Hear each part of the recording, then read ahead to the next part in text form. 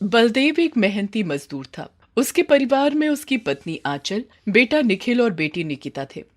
दोनों बच्चे पास ही के सरकारी स्कूल में पढ़ने जाते थे। आंचल घर को संभालती थी और बलदेव रोज काम पर जाता और महीने भर बाद उसे छोटी सी पगार मिलती। जिस दिन पगार मिलती उस दिन घर में कुछ और ही रौनक होती। सबको लगता है कि इस महीने तो जो जो सोचा हुआ है वो सब खरीद लेंगे, लेकिन 5 दिन के अंदर अंदर ही सब कुछ पहले जैसा हो जाता। आज भी वैसा ही एक दिन था। बहुत गर्मी है बाहर। बेटी निकिता, जरा एक गिलास पानी तो पिला। ये लो बाबा, बहुत गर्मी है बाबा, मैं अभी आपके लिए शरबत बना कर लाती हूँ। आज तो आपको पगार मिली होगी। तुझे और कोई दिन याद नहीं रहता, लेकिन जैसे ही मेरी पगार का दिन आता है वैसे ही तुझे याद आ जाता है कि आज 1 तारीख है। आपके साथ साथ मैं भी बहुत मेहनत करती हूँ, इतना तो बनता ही है। सुनो, मैं क्या सोच रही थी कि इस बार शुरू से ही थोड़ा हाथ खींच कर रखेंगे। बाबा, रोज पैसे मांगना अच्छा नहीं लगता। आप हम दोनों को आज ही 100-100 रुपए दे दो। बलदेव अपनी पगार निकाल कर आंचल को दे देता है।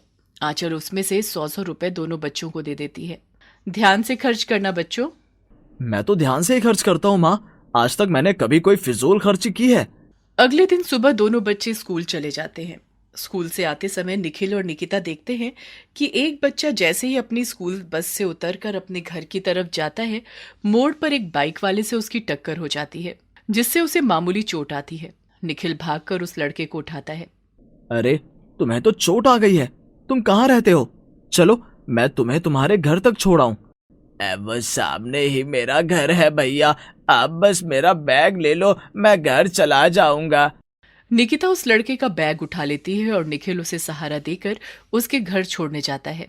अरे बेटा, क्या हुआ तुम्हें? कुछ नहीं आंटी, एक बाइक वाले से इसकी टक्कर हो गई। हमने इसको देखा तो छोड़ने आ गए। तुमने बहुत अच्छा किया बेटा, तुम दोनों बहुत अच्छे हो। चलो अंदर आओ, बहुत गर्मी हो रही है। निकिता और निखिल दोनों घर के अंदर जाते हैं और आराम से सोफे पर बैठ जाते हैं।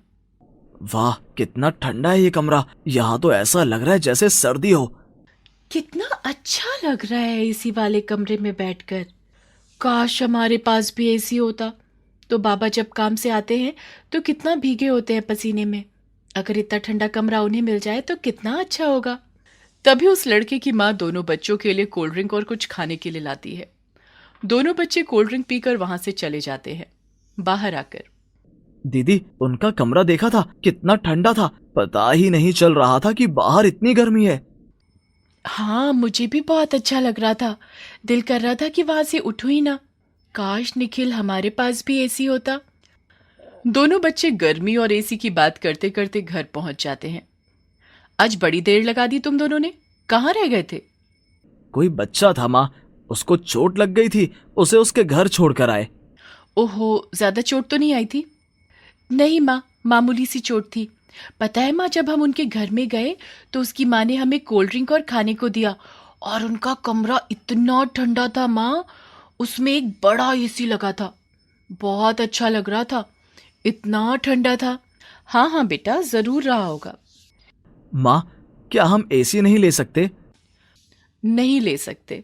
हमारी आमदनी इतनी नहीं है बेटा कि हम इसे खरीद लें, और जरूरी नहीं है कि हर किसी के पास एसी हो। पर माँ, हम एसी तो ले सकते हैं ना? कहा ना नहीं ले सकते। चलो जल्दी से दोनों हाथ मुंह धो लो, मैं खाना निकालती हूँ।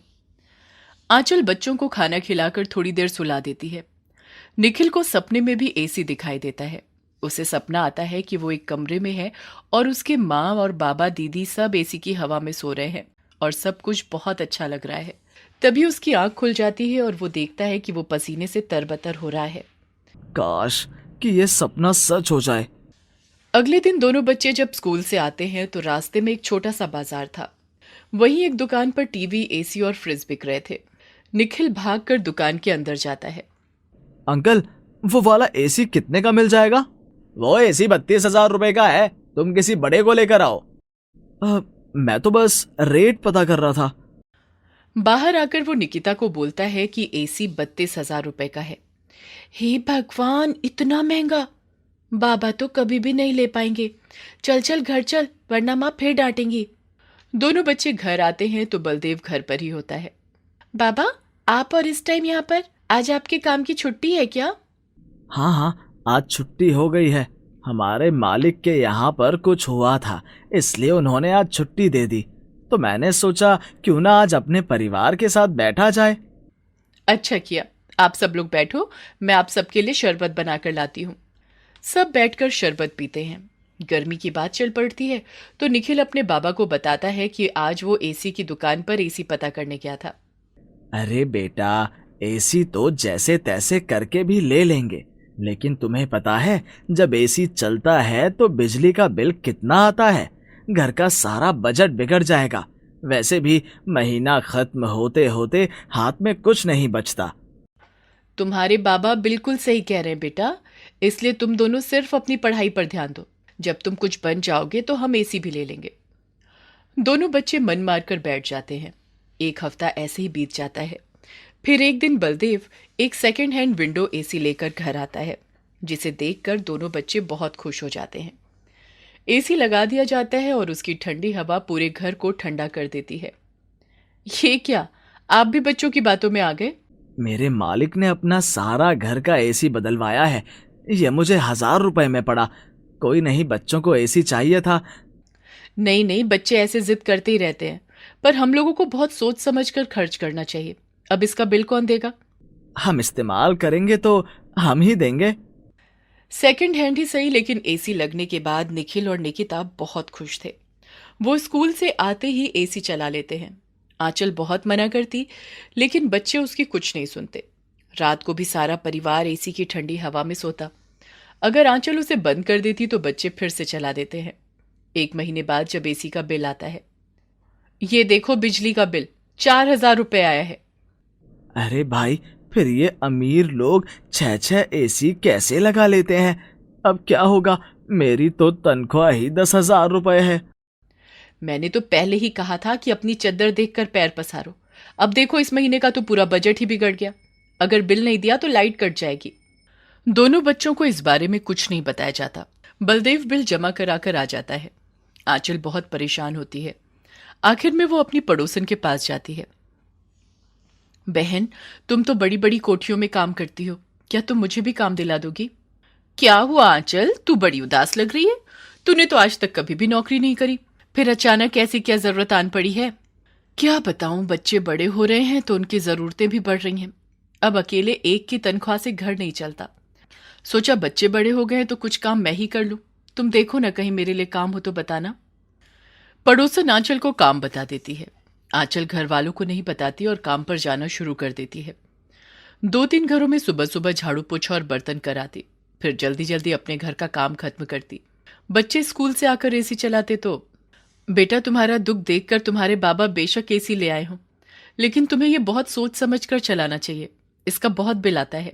सच में माँ, एसी लगने के बाद कितना अच्छा लगता है। मैंने तो अपनी सब दोस्तों को बता दिया कि हमारे घर एसी है। आंचल का समझाना बेकार जाता है। अब आंचल रोजाना बच्चों और बलदेव के जाने के बाद लोगों के घरों में बर्तन मांजने और झाड़ू लगाने का काम करने जाने लगी। एक दिन सुबह, क्या हुआ आंचल तुम्हें? तुम बहुत थकी थकी लग रही हो आजकल। बलदेव आंचल का हाथ छूकर देखता है तो उसे बहुत तेज बुखार होता है। नहीं नहीं, उसकी जरूरत नहीं है। मैंने सुबह बुखार की गोली ले ली है, अब मुझे आराम आ जाएगा।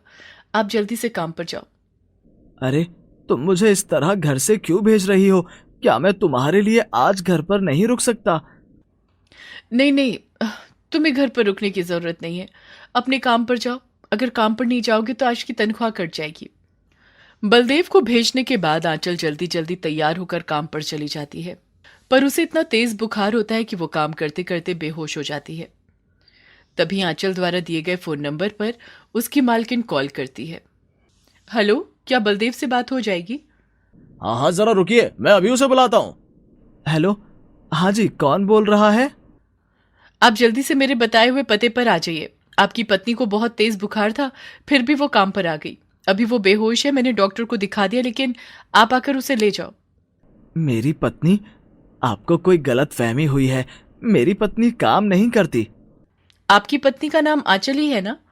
उन्होंने जब यहाँ पर नौकरी ज्वाइन की थी तो ये फोन नंबर लिखवाया था। हाँ हाँ, उसका नाम आंचल ही है। आप मुझे एड्रेस बता दो, मैं अभी आकर उसे ले जाता हूँ। बलदेव भाग कर जाता है और आंचल को घर ले आता है। घर आकर वो देखता है कि दोनों बच्चे एसी चलाकर आराम से सो रहे थे। तुम्हारी माँ को बहुत तेज बुखार है, अभी इस एसी को बंद करो। अरे माँ, आप कहाँ चली गई थी? आज जब हम स्कूल से आए तो आप घर पर ही नहीं थी। पड़ोस वाली आंटी ने चाबी दी। आंचल के होश में आने के बाद बलदेव उससे सब कुछ पूछता है और आंचल बताती है। एसी लगाने के बाद घर का बजट बुरी तरह बिगड़ गया। इस तरह तो हमें अपनी बहुत सारी जरूरतों को बंद करना पड़ेगा। यही सोचकर मैंने काम पकड़ लिया कि आगे बच्चों की पढ़ाई के लिए बहुत पैसा चाहिए। सारी बात समझने के बाद दोनों बच्चे अपनी माँ के पास आते हैं। माँ, हमें माफ कर दो, हमें अपनी गलती समझ आ गई है। हमने सोचा एसी लग जाएगा तो सब अच्छा हो जाएगा, पर हमने ये तो देखा ही नहीं कि इसके आने से और कितने सारे खर्चे बढ़ जाएंगे। नहीं नहीं माँ, हमें एसी नहीं चाहिए, जिससे कि हमारी माँ बीमार हालत में भी दूसरों के घरों में उनके झूठे बर्तन मांजने जाए। हमें माफ कर दो माँ। तुम अन्नपूर्णा हो आंचल, बगैर किसी को बताए तुम मेरी मदद कर रही थी। बच्चे अपने बाबा को बोलते हैं कि बाबा एसी बेच दो, हम जैसे पहले थे वैसे ही अच्छे हैं। जब हम पढ़ लिख कर कुछ बन जाएंगे तो हम इसे खरीद लेंगे, पर अपनी माँ को इस तरह तकलीफ में नहीं देख सकते। बलदेव एसी बेच देता है। बच्चे भी अब समझदारी से काम लेते हैं। थोड़े दिनों में आंचल ठीक हो जाती है और बलदेव उसे काम पर जाने से मना कर देता है।